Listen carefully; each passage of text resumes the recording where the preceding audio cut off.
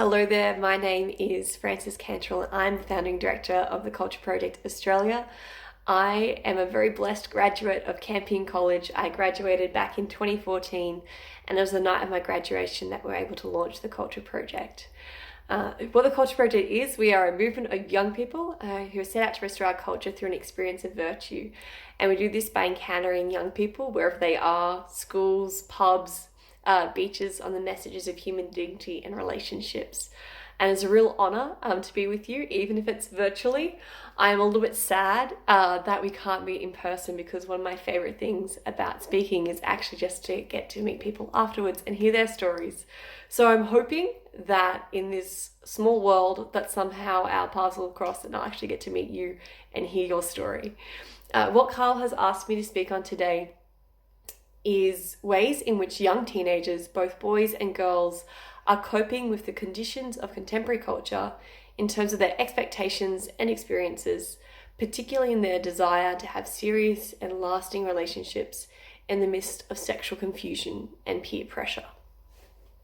Now, over the last 7 years, I have been so blessed to learn from a lot of young people on this very question and to learn from their experiences.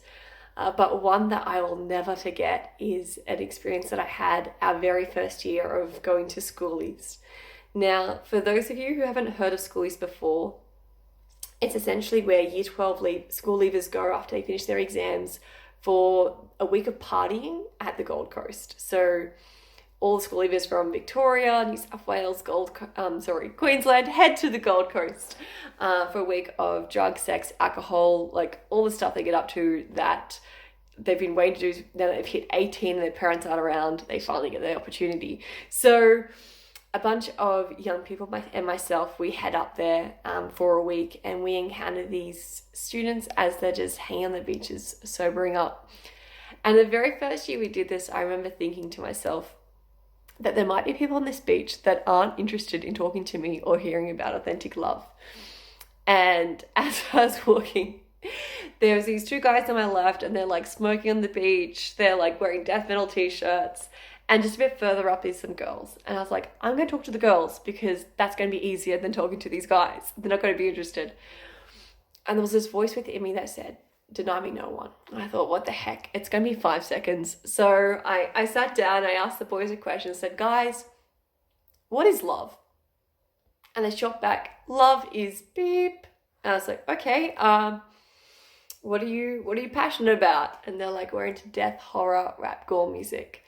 I don't know about you, but I had no idea what that meant. And so I was like, guys, can I get a bit of a demo? And they started rapping while screaming about eating aborted babies. And at the end of it, they're like, yeah, we're really countercultural. And I was like, oh guys, I'm really countercultural too. And they looked at me so suspiciously. They're like, and I was like, yeah, guys, I've been getting death threats since I was 14. And they were like, dope. And what ensued was a several hour long conversation where these guys were asking big questions. They're like, what's the big deal about abortion? If my girlfriend got pregnant, no big deal, we'd just get an abortion. And so we started to share stories and ask questions around, when does life begin? One of them ended up changing his mind on the spot, and then he started trying to convince his mates, like, no, she's really got a point, man. And then they started asking questions around pornography. One of their mates was watching child pornography. And he said, but he watches it with his girlfriend, so does that make it okay? And by the end of it, these boys said, you know what, we're just going to have as much fun as we can have, and then we're just going to end it, because there's no point to suffering. And I'm not going to sugarcoat it. These boys had tough lives.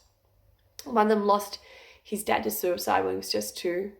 The other one lost his mate to a meth overdose when he was just 14. And so these boys had decided that they were going to have as much fun as they could possibly have, and then just cut it. And then that's something that they were going to do together. And so I asked them, what if there is more to life than just having fun? What if you actually have a purpose? And that started another conversation. A year later, one of them messaged me on Facebook, and he said, you saved my life that day.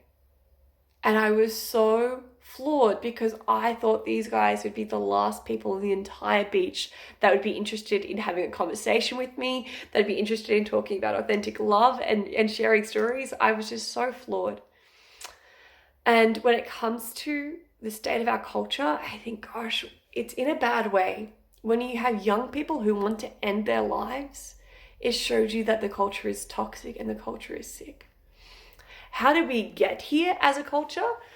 There's been a lot of philosophies and situations that have contributed to it. I'm actually going to leave that for another person, another time, who is more equipped than I am to cover.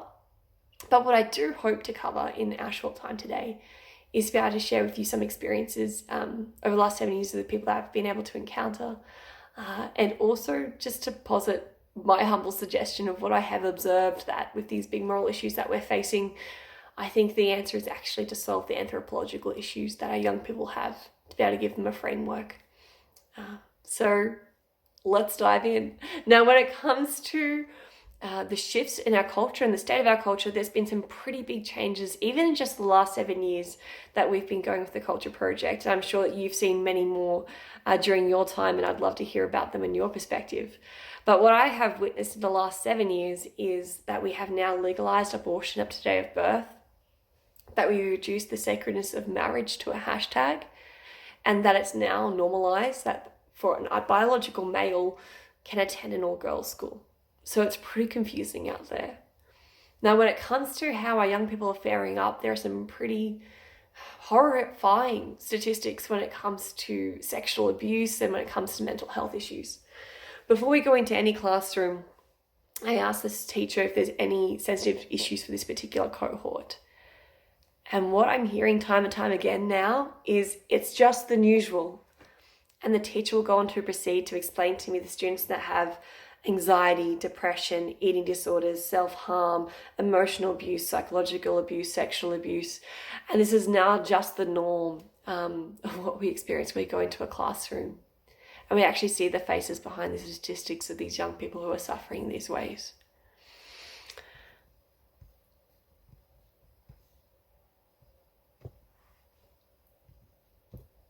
I think a real indication of our culture as well earlier this year came from Chantal Cruz, who released a petition around sexual education within schools and around sexual consent, from having shared her experience of her and that of her friends, and which led to thousands of people sharing their stories of basically bringing to light the rape culture that's present in our Australian schools. And rightfully, society reacted to that and said that is so wrong that people are being violated in this way. But yet, it's kind of put society in this interesting situation where we're trying to justify and celebrate the fruit of the sexual revolution, that sex is just a fun recreational activity and be safe. And at the same time, we're trying to really listen to the horrifying stories that we've heard that comes from people who've been seen as objects and who've been abused in such a way. And it doesn't quite marry up. Like, there's a bit of a discrepancy at play here, because if it is just a recreational fun activity, then why are people so heartbroken and suffering such trauma after being pressured into a bit of fun? And so it doesn't quite add up and it doesn't make sense. And this discrepancy is something that we see across the board, I think, with our culture when it comes to people who have tried it and have been left empty. I think also it's a real fruit of the normalization of the hookup culture, of embracing pornography as the main sex ed for our generation. And so we're at this situation as a culture where we've accepted so much, but it's not working for us. And we can see that in our own experiences when we share them with other people. We're like, this actually isn't bringing us happiness and this is actually leaving us more empty. And we see this play out in a bit of a microcosm when it comes to schoolies. Over that 1 week period, we see people rocking up very excited for what they have been sold as the best week of their life. And we see them trying everything that they've been waiting so long to experience now that they've hit 18 years of age and it's legal. And we see them so excited and like so getting into it with their friends. But then by day 3, day 4, things start to go down real quick. And the students themselves will start saying, I don't want to go to the club tonight. I don't want to hook up with someone that doesn't know my name. I don't want to wake up in a bed with a stranger. And they start having this light bulb moment of like, is this what we've been waiting for? Is this as good as it gets? Is this what happiness is? And like, is there more really? Like, And that's where we're able to actually encounter them and start to break open the difference between love and use and their own value and the meaning of our bodies, which is really incredible. Now, you might be thinking, how do people actually respond when you start breaking open these profound truths? And what I've seen across the board is that when we actually get to the anthropological issues of who we are and what we were created for, that's when real hope is restored. And so I remember one experience a couple of years ago now, we're out in regional New South Wales, and because of the political climate at the time, we were very strictly instructed not to mention anything about marriage. And so we didn't talk about marriage, instead we talked about our dignity and our value, especially in our femininity. And a year 8 girl responded on her feedback form, "Now I know my life is worth living." And I was just floored because what we were sharing were really basic, beautiful truths about the human person. And to have that kind of response just really floored me. And something that we've now seen time and time again. I remember a couple of years ago, we were speaking to a year 11 cohort for a whole reflection day. So we had this particular cohort for the whole day, not just one presentation, but the whole day. And at lunchtime, this particular boy who was fairly philosophical minded was having some conversations with me around pornography and transgenderism. And as the bell rang, he asked me his final question. And he said, "Thank you so much for coming in today. Thank you for sharing what you shared with us. But where were you when I was in year 8? And I was just so happy and sad at the same time, because I was so happy he was open to be able to receive this message and he could really take it on board, and heartbroken that in the sense we were too late. We were too late from already saving him from what he had to experience over these last couple of years, and how early young people are exposed to this.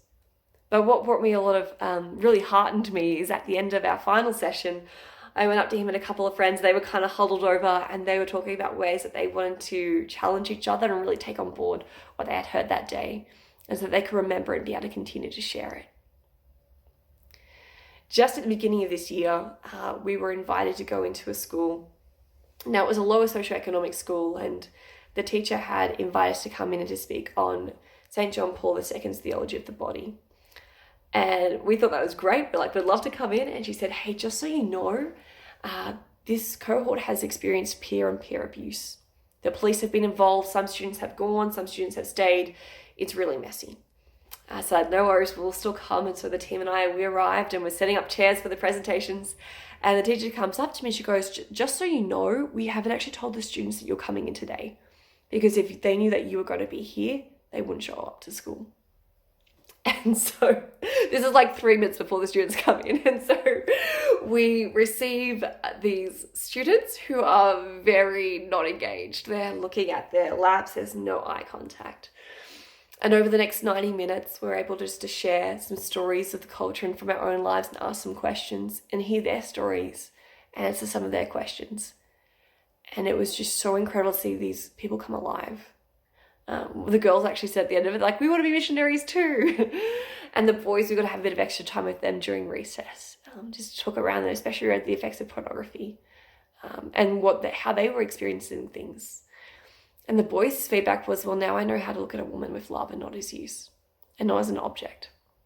It's just incredible. And so, although this culture, we're really seeing a lot of confusion around identity, around love, around relationships, around life, what I see time and time again is that when we are able to encounter young people on the truth of human dignity and be able to share the beauty of what that means, it fills them with a lot of hope. It has been a great joy sharing this short time together with to If you want to hear more, you can check out our website, thecultureprojectaustralia.com.au. Please keep us in your prayers, keep all those we minister into your prayers. And I'm looking forward to bumping into you in this small world.